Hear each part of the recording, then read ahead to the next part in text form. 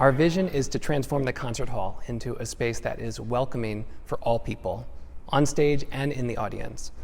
And we really believe that if we can come together in that space, it will be possible to hear each other and share truth and bring out messages of activism and awakening in a way that can really make a difference in this world. I don't think that concert halls should be just for those that can afford it. I think that concert halls and music in general should be for everyone. I'm really excited about this idea of shaking up the orchestral world and the concert halls of the country and the world, which I think have a reputation of being really white, really elitist, a bit stuffy. And so I'm excited to dig in and shake that up and bring themes that center Black, Indigenous people of color, our stories, as well as our movements for liberation. How powerful are the voices of them that chant the call for justice. Here we've got an opportunity to bring people together in an extremely authentic way. And I say that because I've been watching the process of the artists. I've been watching their reference to the text, their reference to the melodic material that Handel composed. We're building on one of the great traditions in classical music, Handel's Messiah. It's been almost 300 years since it was written, and it means more and more to people all over the world every day. You know, the classic masterpieces, I think, they always have a place because they have so much impact already. They have so much ability to bring all kinds of powers that be in, and to me that's a strategic move, right? Because you get people with something that they know, something that they're already connected to, and then sort of subversively start pushing forward a more just and liberatory message. On its surface, Messiah is a religious work. It tells a particular story from a Christian angle. But when you peel back that surface layer, you get to something timeless and universal.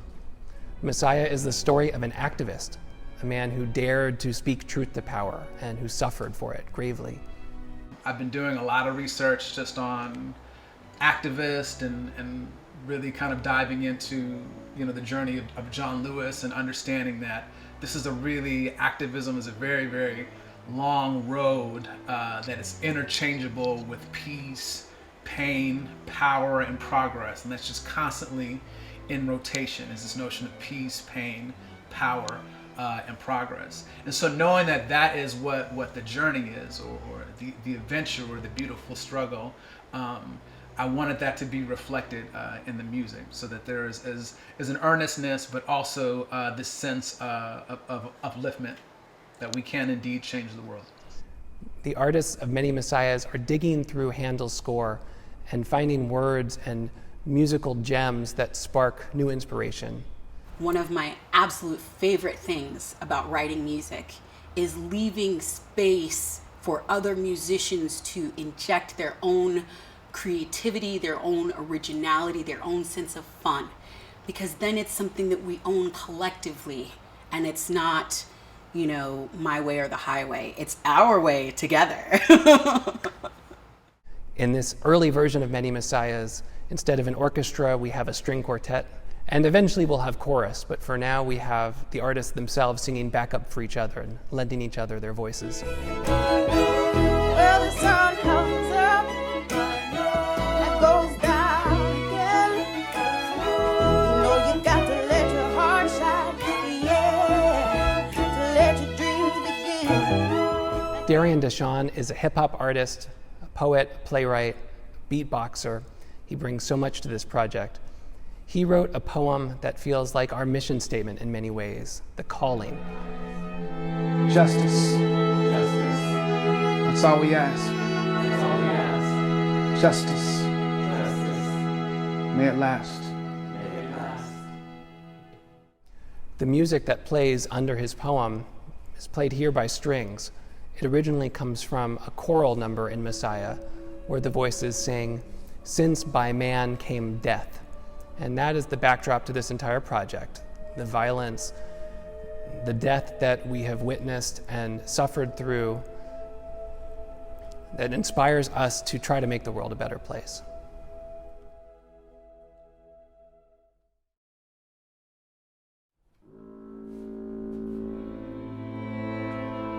Lady Justice, Lady Justice, Lady Liberty, Lady Liberty, deliver us to victory. deliver us to victory. May we slay the iniquity. May we slay the iniquity. May our cause be just in your eyes. May our cause be just in your eyes. Hear our cries. Hear our cries. Justice. Justice. That's all we ask. That's all we ask. Justice. Justice. May it last. May it last.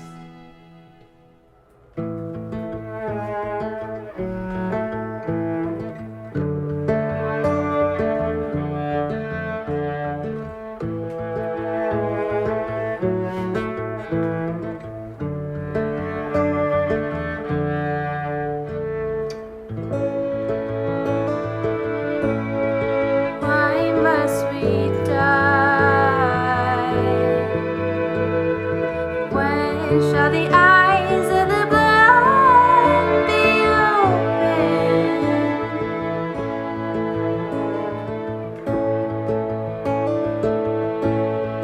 How many lies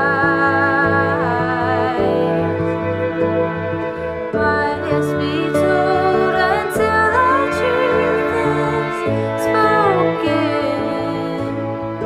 What about Zion,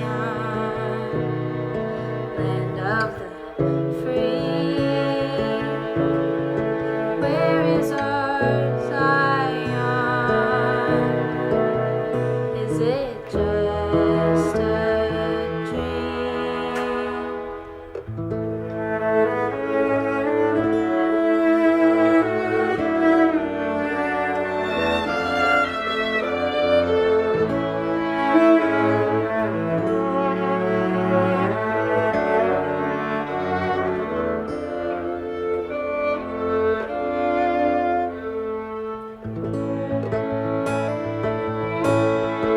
Who will arise? Where shall the people find their voices?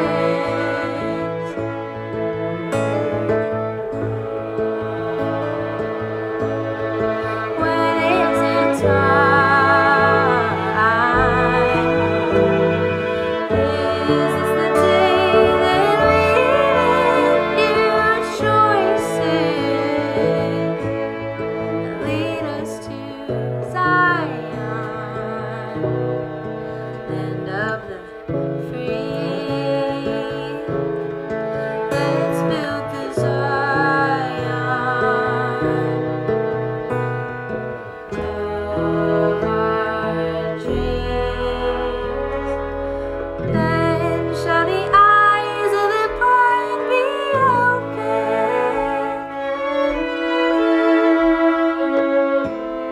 and the tongue of the dumb shall sing.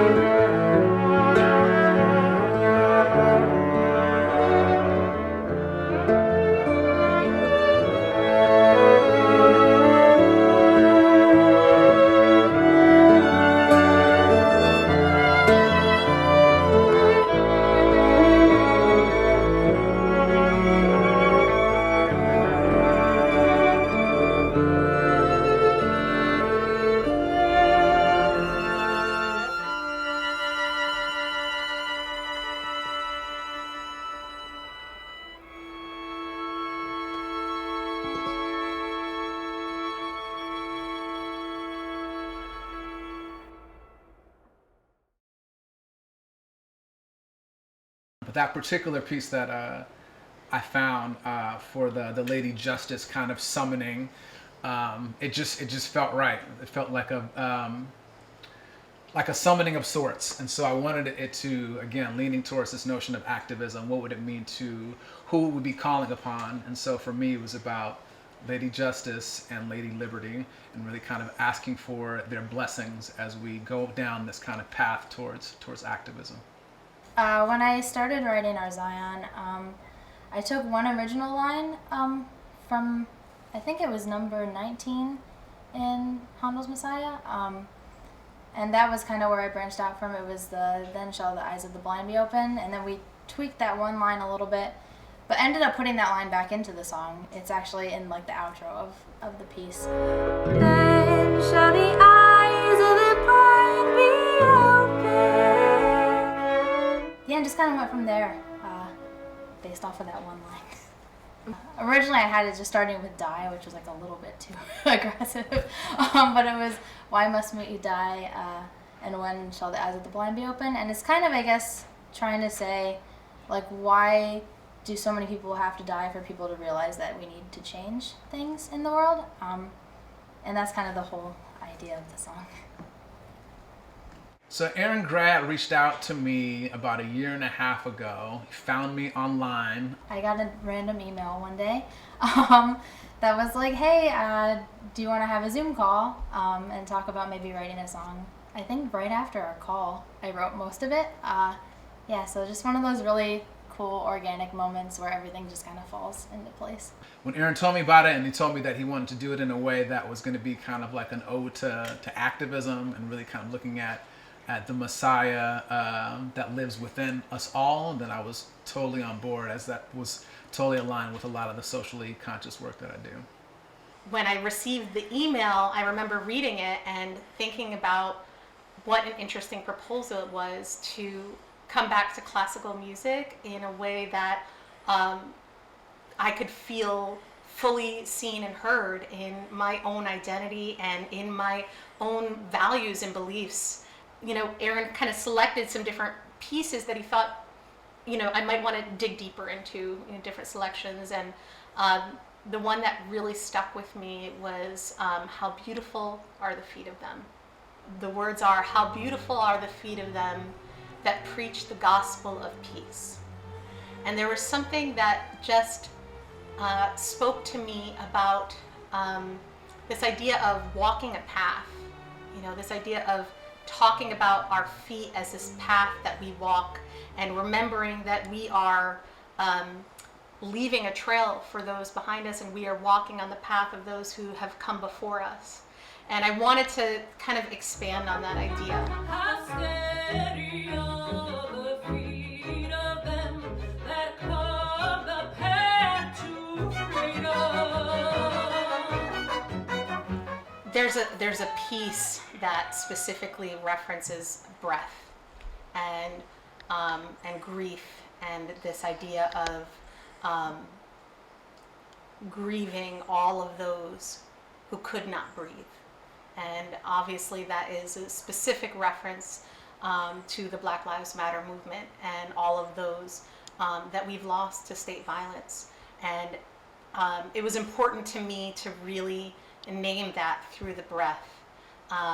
And in the song, I use the breath to move us through that. So I reclaim that breath in that moment and use that note, that breath, to move us into the eyes and the visioning of the new day.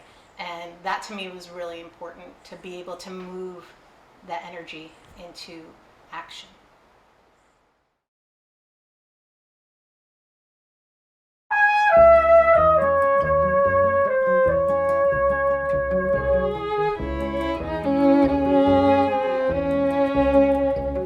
How beautiful are the feet of them that preach the gospel of peace. How beautiful are the feet of them that preach the gospel of peace. And bring glad tidings, and bring glad tidings, and bring glad tidings of good peace. How steady are the feet of them that carve the path to freedom.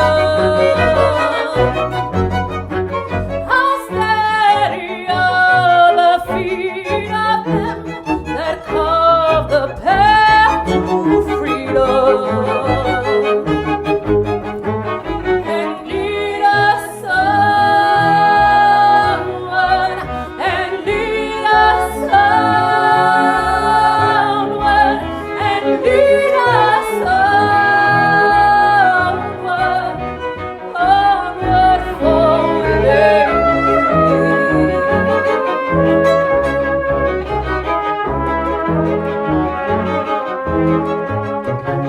how powerful are the voices of them that chant the call for justice.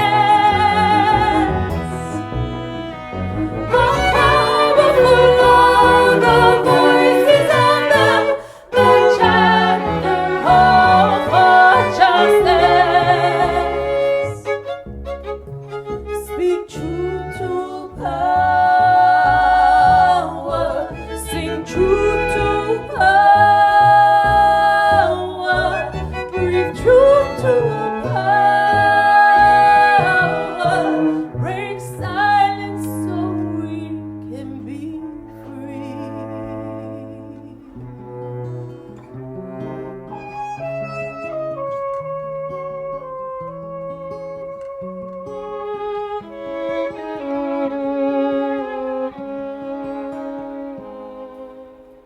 How tender are the hands of them that soothe us in our grief. How tender are the hands of them that soothe us in our grief. 'Cause we remember,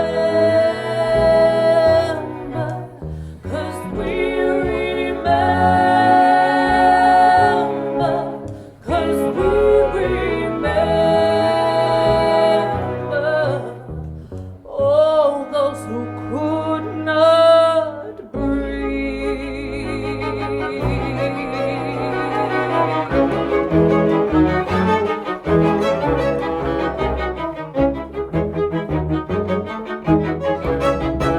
How glorious are the eyes of them that vision a new day. How glorious are the eyes of them that vision a new day. Imagine home, carry home, become home, hope of all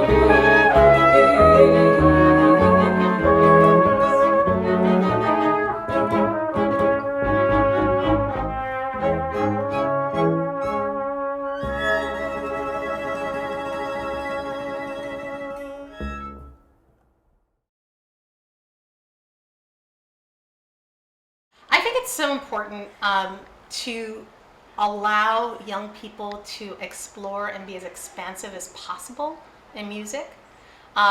Each musical genre has a language and a story and a history behind it. It's an opportunity to be able to express a piece of ourselves, an emotion of ourselves, and it gives us tools to be able to do that. So the more that we can add to our toolkit, the more that we can have new language to speak with and to express with, the more that we can fully embody our emotions and be able to manifest our visions and our hopes and our dreams. So I think it's so important that young people feel connected to classical music and all types of music. And I think that this is a great opportunity to be able to make that connection. I think it's incredibly important for young people of color to have this experience and work with and be exposed to this type of project. One, because I always say it's always great to have multi-generational conversations. So if there's a way for us to be able to get older people in the space with younger people and get them both excited about the same type of music, then I feel like we're doing the work that we're supposed to be doing. Can I have just a little less reverb, please? Just for my ego, please and thank you. All right.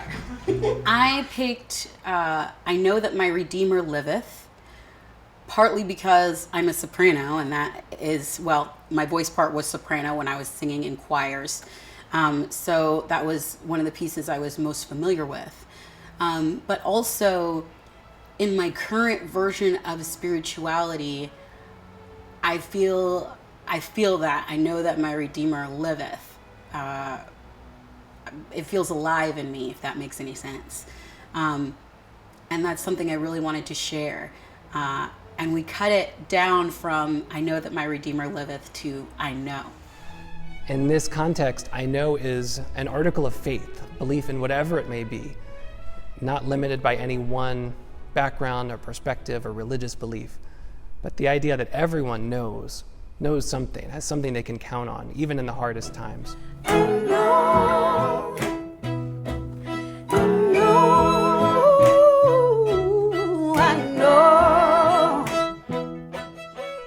They wrote this line that makes me so excited and energized. 8 billion little lights shining at once. I love the vision of the entire world turning on that light of belief, of knowing, and being willing to show up and do what it takes to work together and heal.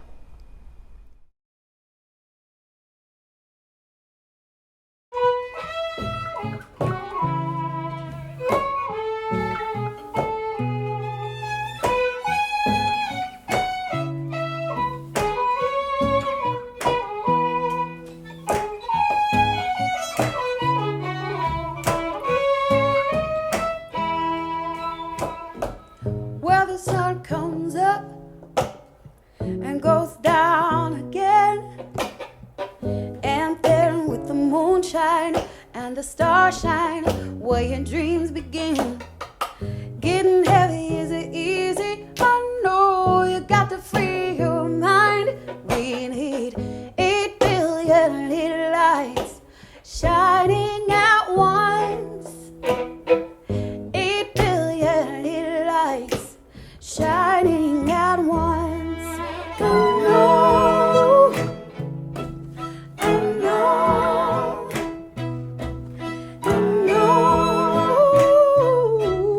I know, I know, I know, I know. Some kind of simple animation. Ooh, the way you breathe and sway. Flip the switch and turn the light on.